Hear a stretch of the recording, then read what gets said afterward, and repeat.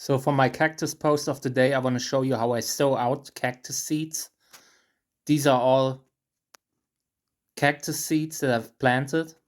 Everything with a label is already planted. This is how the seeds look. And I clean this up before I sow it out, remove everything that could cause fungal infection. Then I sprinkle the seeds on top of the soil. This is a mix of sowing soil and pumice, very fine pumice. And yeah, they need light to germinate, so I put them on the top soil layer so they get a little bit light. Not much, just the normal sunlight that comes through the window. This is where I have my seedlings in in bags to give them the humidity they need to come up. And here are the little seedlings after a few months. These are more bags with seedlings. All cactus seedlings. Every bag has a different type of cactus inside. And they need a lot of humidity at first. Like cacti need water, especially early on when they are young. In nature, there's a huge rate of dead cacti, like seedlings that die for just one adult plant that reaches like adult age. So they need a lot of humidity and they get it in these bags. And yeah, this is a plant lamp. I mostly use it early on. Later they can survive in the garden. Like I put them outside, give them a little bit fresh air under a roof. But yeah, this is the first 6 months of cactus seedlings. This is the fine pumice that I use. The particle size is 1 to 4 millimeters. So pretty fine, almost like sand.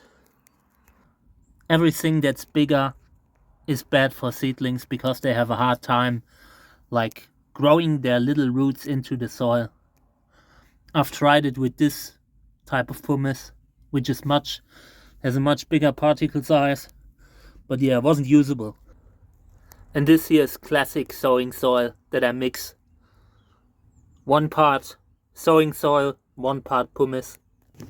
And here is washed pumice, similar as the first one I've shown, but this one is for larger seedlings, maybe after 1 year of life. And this one is a container where I use the soil for the bigger cactus seedlings. The soil here is larger particle pumice and broken expanded clay, just washed without any dust or anything. Once they are a little bit bigger, it is important that the roots don't rot.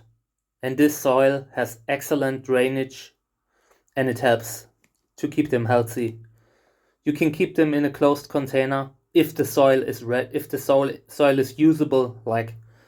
You need to be careful. The more organic a soil is, the more you can run into problems like with root rot and everything. But in pumice, root rot rarely happens. It's just a great mineral for cactus culture. Here's how I germinate my seedlings. This is a little grow lamp, a cheap one. It's not the type of lamp that I would like to have, but it's the one that I got. So yeah, cheap grow lamp just for the worms and the light. It basically wakes up the seedlings. So I put it on top of them. This is the heater. Temperature should be somewhere between 25 to 30 degrees Celsius. Little cactus seeds take a lot of heat until they germinate. Once they have germinated, they are very vulnerable to heat damage, sunburn, everything.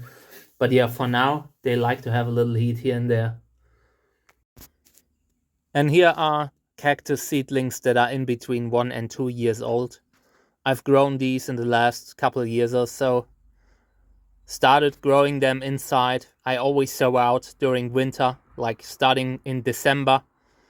Keep them under a lamp in closed bags until they are big enough to survive on their own. roughly this size. Once they've reached this size, they can at least take a little bit of light and don't need as much water as they need originally, like when they're small. And yeah, then I graft them. Once they have reached a size like this, I graft the tip for propagation. Here's a graft. Here's a grafted one.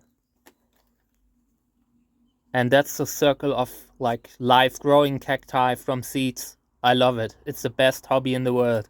You never know what you get. These are some of the grafted seedlings.